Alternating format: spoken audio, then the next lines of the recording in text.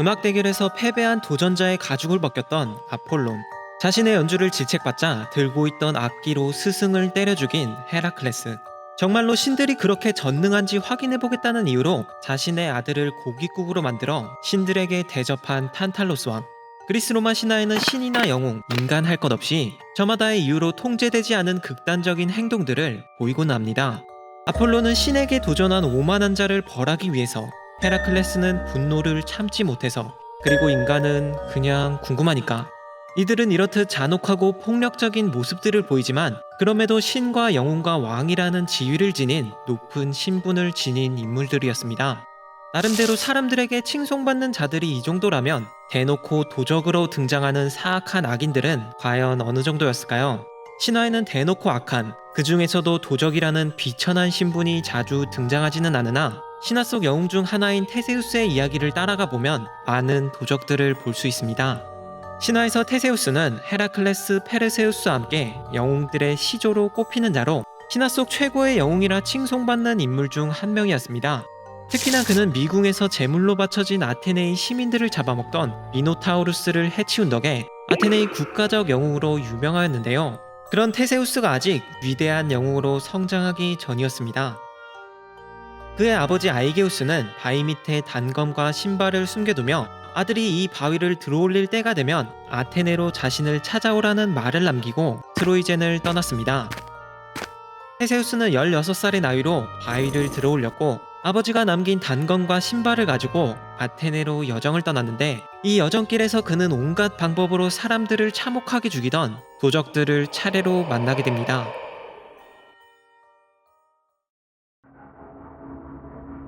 테세우스는 트로이젠에서 출발하여 에피다우로스라는 장소에서 헤파이스토스의 아들인 페리페테스라는 첫 번째 도적을 만납니다. 곤봉의 사나이라고도 불렸던 페리페테스는 아버지와 같이 다리가 불편한 절름발이었으나 무지막지한 팔힘으로 지나가는 행인들을 곤봉으로 두들기며 피가 떡이 되도록 때렸는데요. 그는 사람들이 오가는 길목에 자리를 잡고 지나가던 나그네가 자신에게 가까이 다가올 때면 갑자기 모습을 드러내어 청동으로 된 곤봉을 내리쳤습니다. 그는 멀리서 보이는 테세우스가 가까이 다가왔을 때 역시도 곤봉을 들고 나타나는데요. 여기서 테세우스는 깜짝 놀라면서 너의 몽둥이는 청동이 아닌 것 같다며 내가 제대로 확인해 줄 테니 몽둥이를 잠깐 보여달라고 합니다. 테세우스의 갑작스런 언동에 어리둥절한 페리페테스는 테세우스에게 몽둥이를 넘겨받은 테세우스는 이제 보니 청동이 맞다면서 몽둥이로 페리페테스를 때려 죽이죠. 테세우스가 다음으로 만난 인물은 코린토스 부근에서 활동하던 시니스였습니다. 나무를 구부리는 자라는 별칭이 붙어있던 시니스는 지나가는 나그네를 붙잡아 소나무를 힘껏 구부려 손발을 묶어두고 소나무를 놓으며 행인들을 찢어 죽이고 있었는데요. 그들을 죽이며 희열과 재미를 느끼고 있던 그는 아테네로 향하던 테세우스를 만나게 되었는데, 이미 시니스에 관한 소문을 알고 있던 테세우스는 시니스를 제압하여 시니스의 방법으로 몸을 찢어 죽입니다. 시니스를 죽인 테세우스는 메가라 부근의 해안가를 걸으며 아테네로 향하는 여정을 이어갔습니다. 그런데 해안가에 있던 절벽의 끝부분에서 갑자기 누군가 도와달라며 다급하게 외치는 소리가 들렸는데요. 절벽 끝으로 달려간 그는 포세이돈의 아들인 스키론을 만났습니다. 스키론은 일단 도와달라며 행인들을 벼랑 끝으로 유인한 뒤 갑자기 태도를 전환해 행인들을 위협하여 금품을 빼앗았고, 빼앗은 뒤에 그는 절벽의 끝에서 자신의 발을 씻도록 강요하였는데요. 그리곤 행인들이 발을 씻으러 몸을 구부리면 스키로는 그들을 걷어차면서 벼랑 끝으로 떨어뜨렸는데, 이때 배고픈 거대한 바다거북이 한 마리가 떨어진 사람들을 잡아먹었습니다. 역시나 스키로는 유인한 테세우스에게도 자신의 수법대로 죽이려 하였지만 그의 위협에 전혀 겁먹지 않았던 테세우스는 오히려 스키론을 위협하였고, 테세우스는 똑같이 그를 절벽 아래로 던지면서 스키로는 바다거북이의 마지막 먹이가 됩니다.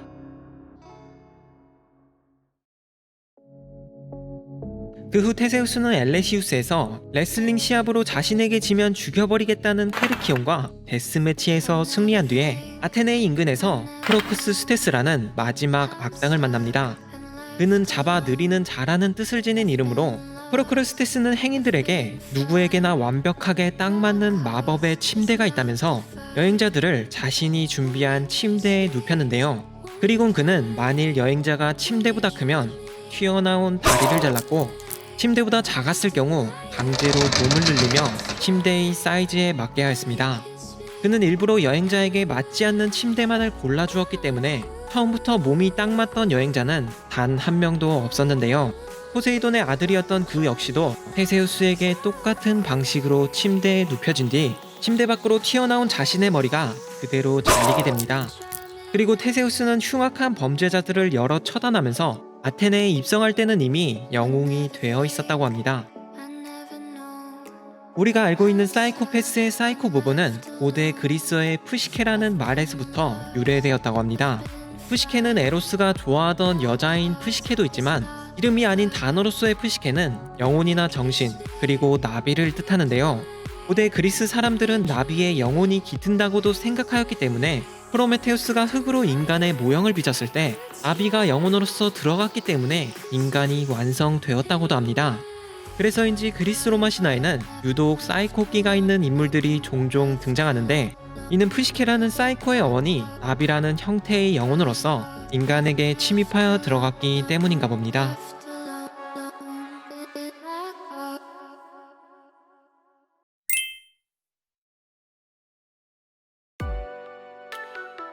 아프로디테와 디오니소스 사이에는 프리아포스라는 거대한 남근을 가진 신이 있었습니다.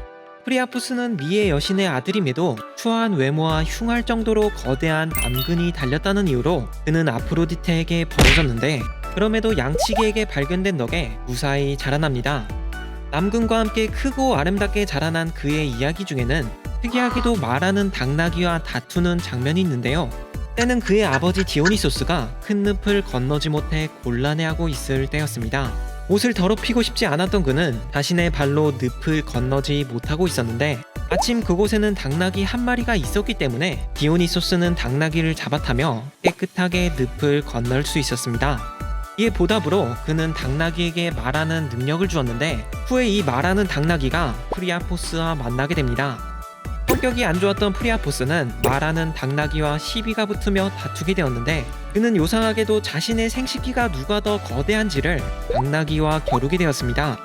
비록 상대는 인간의 형태가 아니었지만 크기에는 자신이 있던 프리아포스는 당나귀의 그것과 길이를 재어보았는데, 결과는 당나귀의 그것이 더욱 거대했죠. 이에 자신이 더 작다는 것에 화가 난 프리아포스는 자신의 물건으로 당나귀를 때려 죽였고, 당나귀의 죽음을 알게 된 디오니소스는 이 당나귀를 불쌍히 여겨 별로 만들어 주었습니다. 그리고 이때 만들어진 별이 바로 제자리의 가운데에 위치해 있는 당나귀 별이었다고 합니다.